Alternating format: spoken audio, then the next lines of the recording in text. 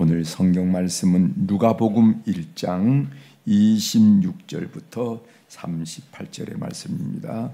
누가복음 1장 26절부터 38절에 있는 말씀, 우리가 묵상하고 있는 생명의 삶이 성탄절기를 맞이해서 오늘 말씀을 안내하고 있습니다. 누가복음 1장 26절부터 38절에 있는 말씀입니다.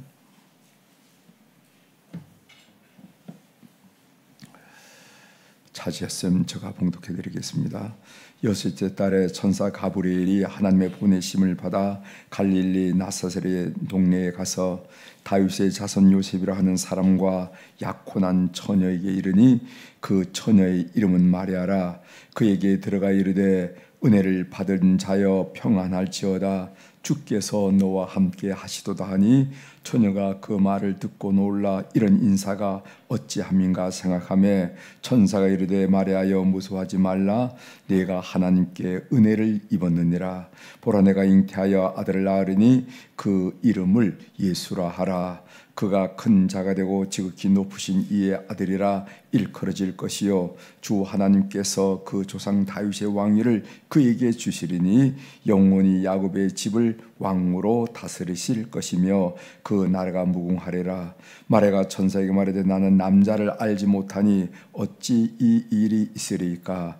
천사가 대답하여 이르되 성령이 네게 임하시고 지극히 높으신 이의 능력이 너를 덮으시리니 이러므로 나실 바 거룩한 이는 하나님의 아들이라 일컬어지리라. 보라 내 친족 엘리사벳도 늙어서 아들을 배었느니라. 본래 임신하지 못한다고 알려진 이가 이미 6달이 되었나니 대저 하나님의 모든 말씀은 능하지 못하심이 없느니라. 마리아가 이르되 주의 여종이오니 말씀대로 내게 이루어지이다 하며 천사가 떠나가니라. 아멘. 38절까지 함께 읽었습니다.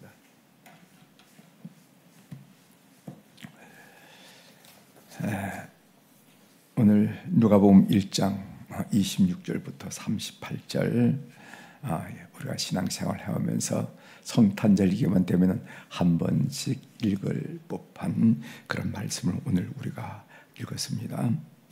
주제를 하나님이 쓰시는 사람은 순종하는 사람이다 하는 그런 주제로 오늘 본문을 함께 나눠보도록 하겠습니다.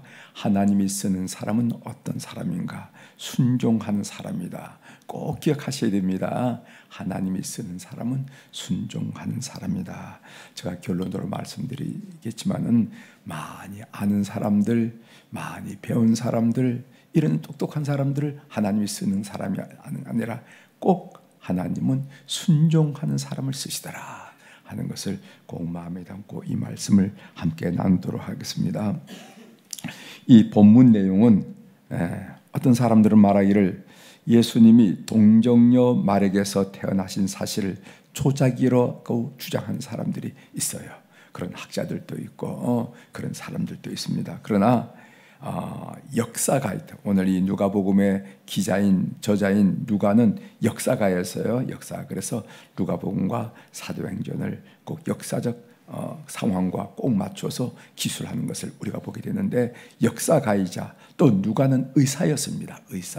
의사였던 누가는 언제 어디서 어떻게 예수님이 동정녀에게 탄생하셨는가 하는 것을 어떤 의미에는 과학자의 시각으로, 어떤 의미는 역사를 기술하는 역사가의 시각으로, 그리고 어떤 의미는 의학자의 시각으로 오늘 구체적으로 밝혀주고 있음을 우리들에게 보여줍니다. 우리가 알고 누가복음 1장 26절부터 38절은 천사 가브리엘이 마리아를 찾아가서 그녀가 예수님을 잉태할 것을 알리는 사건이 나오죠. 이것을 보고 우리가 수태했다 이런 얘기하죠. 우리 아이가 수태를 했어요. 기도해 주세요 할 때 이 수태고지의 이야기가 오늘 본문의 이야기입니다. 이제 본문을 좀 구체적으로 살펴보겠습니다. 26절, 여섯째 달에 천사 가브리엘이 하나님의 보내심을 받아 갈릴리 나사렛이라는 동네에 가서, 그렇죠? 가브리엘은 좋은 소식을 전하는 천사장을 가브리엘이라고 그러죠. 가브리엘. 여섯째 딸이라 하는 것은 오늘 누가복음 1장 26절 이하의 말씀을 읽었는데 그 1장 26절 전반부에 보면은 사가랴 사건이 나옵니다. 이 사가랴 사건은 뭐냐면은 엘리사벳이 임신을 못한 여인이었는데 그 사가랴의 부인 엘리사벳이 임신을 하게 됐다 하는 것을 이 가브리엘이 통과한 사건이 바로 그 전에 있었는데 그 일 후에 6개월 후에 이 일이 일어났다는 거죠. 여기 갈릴리 나사렛이라는 동네에 가서 하는 이 갈릴리 나사렛, 갈릴리 나사렛. 여러분 성지순례 가면 나사렛을 우리가 방문합니다. 그래서 그 갈릴리 호수를 지나서 가나의 혼인 잔치가 있던 가나의 혼인 잔치를 지나서 차를 타고 한참 가다 보면은 우리 저 나사렛이라는 지역이 있는데 거기 보면은 그 성모 마리아가 수태고지 받은 일 또 뭐 이런 이야기 그런 수태고지 그 기념 교회도 있고 이런 것을 우리가 보게 되는데 이 사가랴가 있던 곳은 이스라엘의 중심지인 예루살렘이라고 한다면은 이 마리아가 있던 곳은 갈릴리 나사렛이란 이름 없는 동네였습니다. 갈릴리 나사렛이라는 이 동네가 얼마나 무명한 동네였는지 이름이 없었던지 구약 성경에도 나사렛이라는 단어가 안 나와요. 뿐만 아니라 요세푸스 역사가 요세푸스의 그 역사서에도 나사렛이라는 동네가 안 나오고 그리고 미슈나나 탈무드에도 나사렛 동네가 나오지 않을 정도로 그래서 그 나사렛이라는 동네에서 무슨 그런 일이 일어나겠어 하고 누구나 의아하게 생각할 동네가 바로 갈릴리 나사렛이라는 동네라 하는 것을 우리가 이해할 필요가 있습니다. 27절 보겠어요. 다윗의 자손 요셉이라 하는 사람과 약혼한 처녀에게 이르니 그 처녀의 이름은 마리아라. 여기 마리아가 나오죠. 이 마리아는 요셉과 약혼한 상태입니다. 이때 마리아의 나이가 몇 살쯤 됐을까? 당시 문화를 고려하면요 한 12살 정도 되지 않았을까 이렇게 돼요. 12살 정도, 22살, 32살 아니라 12살 정도. 아니 무슨 아기가 결혼하겠느냐 이렇게 하지만은요 사실 제가 사역했던 이집트에도 그 농촌 마을에 가면 13살이 결혼 정년기입니다. 13살이 그렇게 어릴 때 결혼한 것을 우리가 보게 되는데 아마 이 마리아는 학자들의 견해에 의하면 12살쯤 됐지 않았겠는가 이렇게 보여집니다. 그 당시 결혼은 약혼한 후에 한 1년 후에 치러지는 결혼이라 하는 두 단계로 결혼식이 이어졌습니다. 두 단계. 그래서 약혼을 하면은 누구나 저 사람들은 부부야 하고 부부로는 인정하지만은 결혼식을 치르기까지 동거는 하지 않았습니다. 동거는 하지 않았어요. 그럼 동거는 언제 하는가? 이제 약혼을 해놓고 그 신부가 부모님 집에 살다가 1년 후에 신랑이 이제 앞으로 결혼 후에 살 집을 다 마련한 다음에 다시 찾아와서 결혼식을 하고 그때 신부를 데리고 가면서 동거를 한다 하는 얘기예요. 그래서 우리가 그 연복음 14장에 보면은 너희는 마음에 근심하지 말라 염려하지 말라 하면서 내가 너희를 위하여 거처를 예비하고 돌아와서 너희를 나 있는 대로 인도한다 하는 말씀이 있잖아요. 그 말씀이 이 결혼 예수님이 그 말씀을 하실 때가 이 결혼을 배경으로 한 비유예요. 말씀이에요.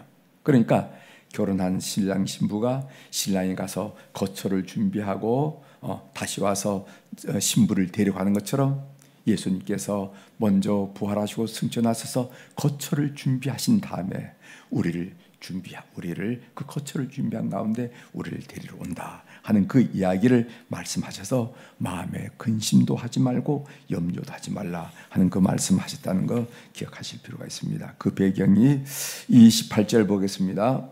그에게 들어가 이르되 은혜를 받을 자여 평안할지어다 주께서 너와 함께 하시도다 하니 여기 은혜를 받을 자여라는 말은 마리아는 하나님으로부터 메시아의 어머니가 되는 특별한 호의를 받았다 하는 그런 고지를 받는 장면입니다. 마리아 수태고지 기념교회에 가보면요, 천주교에서 그 마리아 상을 만들어 놓고 한국말로 이렇게 글을 쓰는데 그 말에 뭐냐면은 은혜를 받을 자여 평안할지어다, 주께서 너와 함께 하시도다. 그 말 한국말로 쓴 것을 그 벽면을 여러분들이 확인하실 수가 있는데 바로 그 말입니다. 이것은 메시아의 어머니가 되는 특별한 호의를 하나님으로부터 받았다 하는 그런 얘기죠. 31절 넘어갑니다. 31절. 보라, 내가 잉태하여 아들을 낳으니 그 이름을 예수라 하라. 이 예수라 하라란 말의 히브리어가, 예수란 말이 히브리어로 여호수아입니다. 여호수아. 성경에 여호수아라 하는 말이 많이 나오죠. 여호수아. 그 이름의 뜻은 뭐냐 하면은 하나님은 구원이시다. 하나님은 구원이시다. 이런 뜻이에요. 하나님은 예수님이 구세주이심을 나타내기 위해서 이름을 친히 명명하셨음을 우리가 알게 됩니다. 여러분, 우리 요즘 참 우리 한국에 있는 국민들이 답답하고 이게 어떻게 되는 건가 하고 희망이 없지 않아요, 그죠? 정치적으로도 그렇고 국제적으로도 그렇고 이게 어떻게 될, 경제적으로도 그렇고 희망이 없을 때 여러분, 예수 하나님이 구원이시다. 하나님은 구원이시다. 이 말씀을 우리 성도들이 꼭 붙으셔야 됩니다. 아셨어요?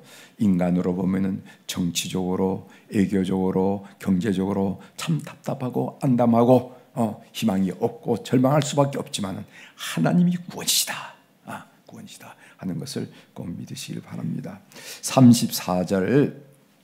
마리아가 천사에게 말하되 나는 남자를 알지 못하니 어찌 이 일이 있으리까. 여기 알다 하는 그 히라보 동서가 기노스코라 하는 단어인데 이것은 성관계를 의미하는 나타내는 히브리식 완곡 어법이 나는 남자를 알지 못한다 이런 표현입니다. 그러니까 마리아는 나는 남자와 성관계를 한 적이 없는데 어떻게 이런 일이 나겠습니까? 이런 일은 불가능합니다 하는 그런 의미죠. 35절 보겠습니다.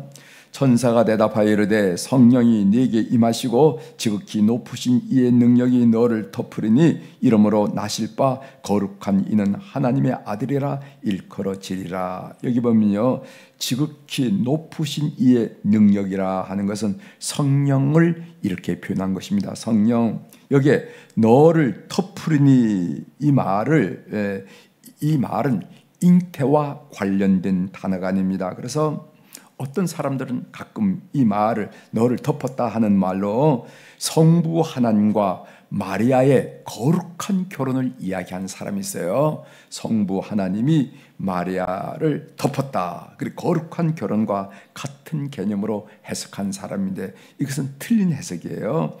너를 덮었다라는 말은 하나님의 임재와 하나님이 베푸신 기적을 의미한다는 거예요. 그러니까 지극히 높으신 이의 능력이 성령께서 너를 덮었다. 성령께서 임재하시고 성령께서 그 삶의 기적을 일으킨다. 이렇게 해석해야 마치 이것을 무슨 이렇게 성적인 의미로 성부 하나님이 마리아와 거룩한 결혼을 했다 이렇게 해석해서는 안 된다 하는 말씀을 드립니다.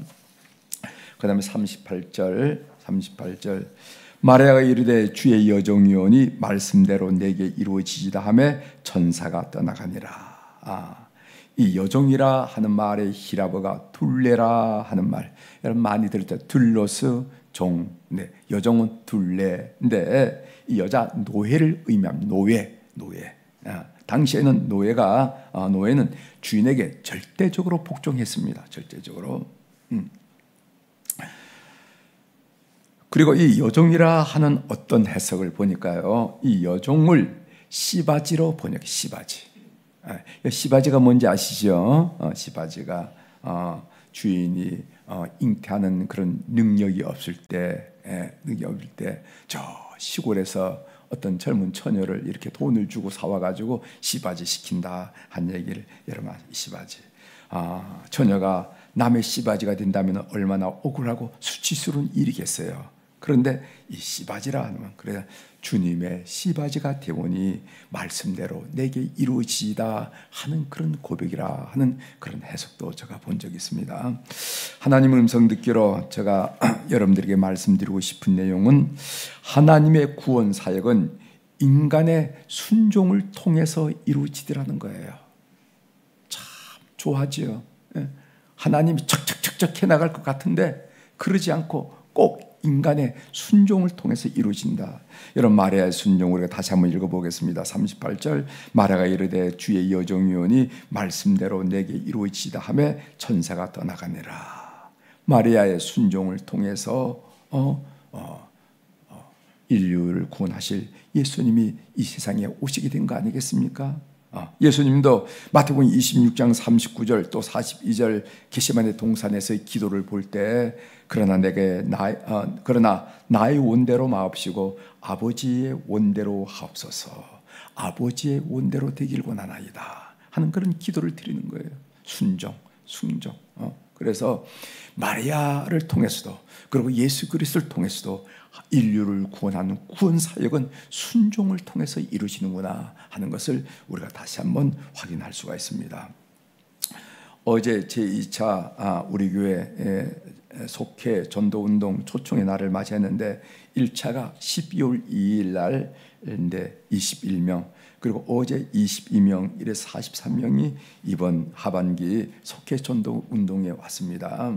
처음 교회를 방문하신 분들도 있고 코로나 이후로 용기를 내서 힘을 내서 새롭게 오신 분인데 대부분이 처음 교회에 오신 분들이에요. 난생 처음으로 나이가 50이 되고 60이 되고 70이 되고 이래 됐지만 처음 한번 교회를 들여오는 거예요. 이게 얼마나 난 놀라운 일이겠습니까? 이런 일들이 바로 교우들의 순종 때문에 순종이 없었더라면 이런 일이 일어날 가능성이 없어요. 가능성이. 그러나 함께 우리 초청해 봅시다. 함께 기도해 봅시다. 준비된 영혼이 계실 겁니다. 함께 합시다. 그리고 전화했더니까 그래 내가 한번 갈게. 전화했더니까 그렇게 한번 가보지 뭐 이렇게 하면서 이렇게 모여진 식구들이 43명이나 이렇게 됐다 하는 거 여러분이 꼭 기억하시고 그렇구나. 이런 간단한 일처럼 보이지만 이것이 아이고 뭐 그 얘기한다고 될까? 에이 지금 뭐 나이가 몇 살인데 이런 얘기해. 이게 아니고 아멘 하고 문자 한번 하고 전화 한번 하고 한번 식사 자리 마련해서 식사 한번 나누면서 이번에 한번 내가 예수 믿잖아. 네 한번 평생에 예수 소리 한번 들어봐야 되지 않겠니? 이럴 때 그래 이렇게 하는 것을 많이 경험했다 이 말이죠. 순종을 통해서 일어나는 것을 여러분 꼭 확신하시길 바랍니다. 순종하려면 우리가 극복해야 할 때이 두 가지가 있다고 저는 생각해요. 하나는 자기의 이성과 경험을 극복해야 됩니다. 여기에 37절에 이런 말씀이죠. 대저 하나님의 모든 말씀은 능하지 못한 힘이 없느니라. 하나님의 능력은 인간의 이성과 경험을 훨씬 뛰어넘다라는 그런 믿음, 이 극복이 있어야 순종이 되더라고요. 순종이 돼. 에이 내 생각에 사람이 뭐 이렇게 하면 순종을 할 수가 없어요. 그러나 우리 인간의 이성과 우리 인간의 경험을 훨씬 뛰어넘는다 라는 이 믿음이 있을 때는 문자를 한 번씩 또 하게 되고 전화를 한 번씩 하게 된다 하는 것입니다. 또 두 번째로 순종하려면 순종에 대한 대가 지불이 있어야 돼요. 대가 지불. 38절의 말씀 마리아가 이르되 주의 여종이오니 말씀대로 내게 이루어지다 하며 천사가 떴니라. 이 고백은 대가 지불을 하겠다는 겁니다. 대가 지불. 그 대가 지불이 뭡니까? 정말 하늘의 씨바지가 되겠다 하는 그런 정말 엄청난 억울한 일을 대가 지불하는 거 아니겠어요? 마리아는 이 일로 약혼한 여자로서 율법을 어긴 이유로 돌에 맞아 죽을 수도 있는 겁니다. 그런 대가 지불을 생각한다는 거예요. 순종의 결과가 뭡니까? 하나님이 쓰시는 사람이 되는 겁니다. 우리가 한평생 왔다가 이런 삶도 있고 저런 삶도 있지만 하나님이 쓰신 삶이 됐다는 것이 얼마나 영광스럽겠습니까? 우리가 그날 주님 앞에 섰을 때 내가 너 사용했지, 내가 너 인생을 사용했댔다, 이 말씀을 듣는 것만큼 소중한 일이 어디 있겠습니까? 너 어디다가 헤매다 왔니? 너 뭘 하다 왔니? 그게 아니고 내가 너를 썼어 라는 말보다 소중한 대답이 어디 있겠습니까? 그래서 순종하는 자가 하나님의 쓰신 자가 된다는 것을 꼭 믿는 여러분이 되시길 바랍니다. 배운 사람, 똑똑한 사람, 저명한 사람을 하나님이 쓰시는 것이 아니라 순종하는 사람을 하나님이 쓰시구나 하는 것을 저는 어제 이 말씀을 묵상하면서 그렇구나 하면서 스스로 고개를 끄덕이면서 확인했어요. 여러분들 작은 일이지만 순종을 훈련하셔서 하나님이 여러분을 통해 쓰시려고 하는 그 멋진 일들을 삶을 통해서 경험하는 그런 축복이 꼭 있기를, 반드시 있기를 주의 이름으로 축원합니다. 기도하시겠습니다.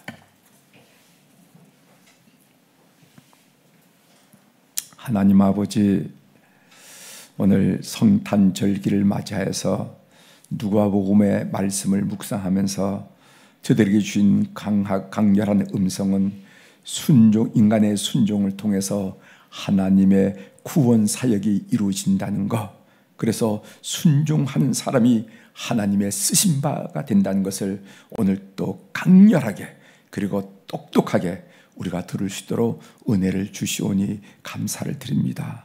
하나님, 작은 일에 순종을 훈련함으로 말미암아 하나님께서 점차 큰 일까지 맡기는 하나님의 사람들이 다 될 수 있도록 우리 교우들을 붙드시고 축복하여 주시옵소서.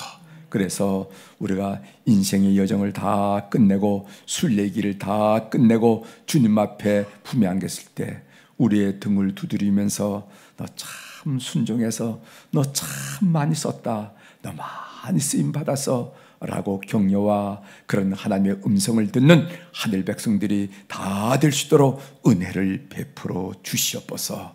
오늘 또 우리 사랑 교우들이 주님 앞에 귀한 물질을 올려드렸습니다.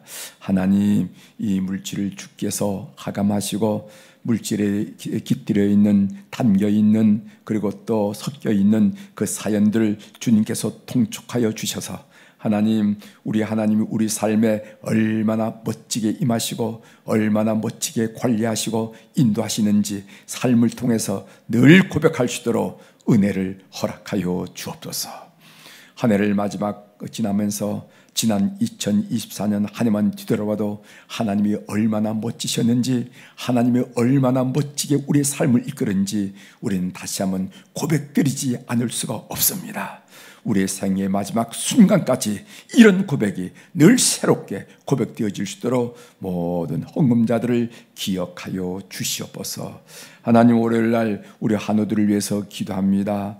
하나님, 의사 선생님으로부터 모진병이라고 진단을 받아서 절망하고 또 힘들어하는 우리 교우들이 있다는 거 하나님이 아신 줄 믿습니다.